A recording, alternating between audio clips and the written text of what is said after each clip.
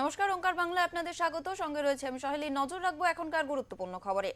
দুই সাংসদের পর এবার এসআইআর শুনানির নোটিশ পেলেন বীরভূম জেলা পরিষদের সভাধিপতি কাজল শেখ। নোটিশ হাতে কাজল শেখ বলেন, আমি রোহিঙ্গা নই, 14 গোষ্ঠীর নথি নিয়ে যাব। 28 জানুয়ারি নানুর বিডিও অফিসে হাজিরার নির্দেশ দেওয়া হয়েছে তৃণমূল নেতাকে।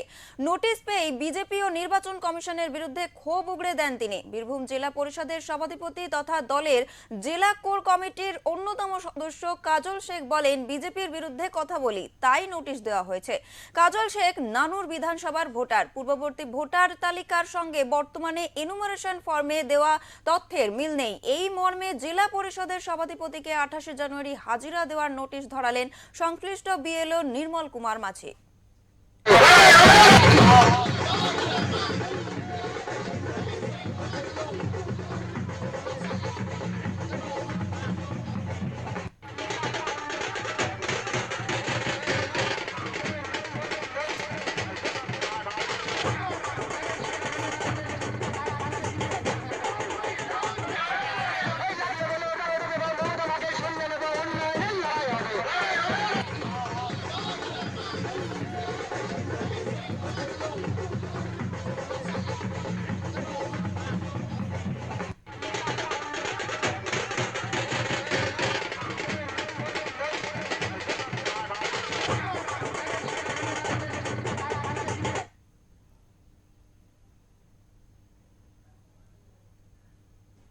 আমাদের সঙ্গে রয়েছে আমাদের প্রতিনিধি প্রীতম দাস। সরাসরি আমি তার কাছে চলে যাব। প্রীতম, এই যে একের পর এক শুনানিতে তৃণমূলের লোকেদের, নেতাদের বিশেষ করে ডেকে পাঠানো হচ্ছে এসআইআর শুনানিতে, এবার কাজল শেখকেও ডেকে পাঠানো হয়েছে, তার কি প্রতিক্রিয়া রয়েছে, কি জানা যাচ্ছে?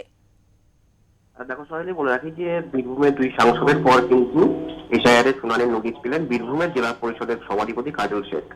হাতে নোটিশ পেয়ে কাজল শেখ তিনি বলেন যে আমি রোহিঙ্গা নই, 14 গোষ্ঠীর নথি নিয়ে যাব। 28 জানুয়ারি কিন্তু নানুরের বিডিও অফিস থেকে কিন্তু হাজিরার নির্দেশ দেওয়া হয়েছে তাকে।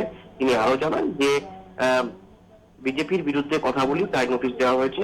আমি রোহিঙ্গা নই, আমি বাংলাদেশিও নই, 14 গোষ্ঠীর নথি নিয়ে শুনানিতে যাব। যার নথি চাইবে তাই কিন্তু দেবো, এমনটাই কিন্তু জানিয়েছেন তিনি। এছাড়াও কালকে মন্ত্রী আমিরুল ইসলামকে কিন্তু কালকে ডাকা হয়েছিল ব্লকে। তিনিও কিন্তু এই বিজেপির জন্য বলেন যে আমরা বিজেপির বিরুদ্ধে কথা বলি তাই আমাদের বাড়ি বাড়ি তৃণমূল নেতা মন্ত্রীদের নোটিশ করা হচ্ছে, এমনটাই কিন্তু জানাচ্ছেন তৃণমূলের নেতৃত্ব। একদমই তোমার কাছে আমি জানতে চাইবো যে বিএলও তরফ থেকে বলা হয়েছে যে তার নথির সঙ্গে বর্তমানে দেওয়া ইনভার্সন ফর্মের সঙ্গে নথির কোনো মিল পাওয়া যায়নি। এই প্রসঙ্গে কাজল শেখ কি জানিয়েছেন?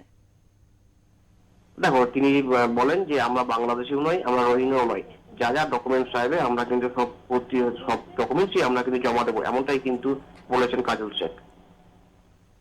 একদমই অনেক ধন্যবাদ প্রীতম তোমাকে। আমরা যেমনটা জানছিলাম যে দুই সাংসদের পর এবার এসআইআর নোটিশে শুনানির জন্য নোটিশ পেয়েছেন জেলা পরিষদ বীরভূমের কাজল শেখ, এবং তিনি জানিয়েছেন যে তিনি রোহিঙ্গাও নন, তিনি তার কাছে যত রকম তথ্য আছে তিনি তত রকম নথি নিয়েই কিন্তু হাজিরা দেবেন, এমনটাই কিন্তু তিনি জানিয়েছেন।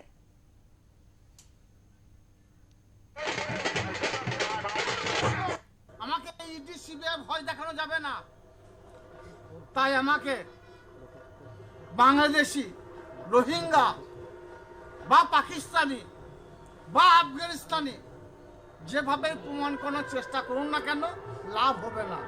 1991 সালে মাধ্যমিক পরীক্ষা দিয়েছি, 1993 সালে উচ্চ মাধ্যমিক পরীক্ষা দিয়েছি।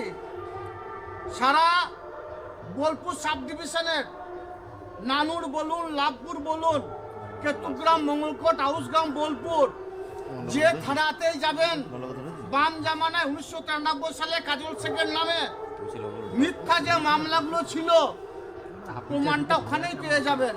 কাজল শেখ বামফ্রন্টের বিরুদ্ধে লড়াইটা আজ থেকে করছে, 1993 সাল থেকে করছে। তা আপনারা তো 2002 সালে ভোটারের কথা বলেছেন, আমি তখন ভোট দিয়েছি, 1993 সালেও ভোট দিয়েছি। আজ তো 2025 সাল। এভাবে অপদস্থ করে কোনো লাভ হবে না।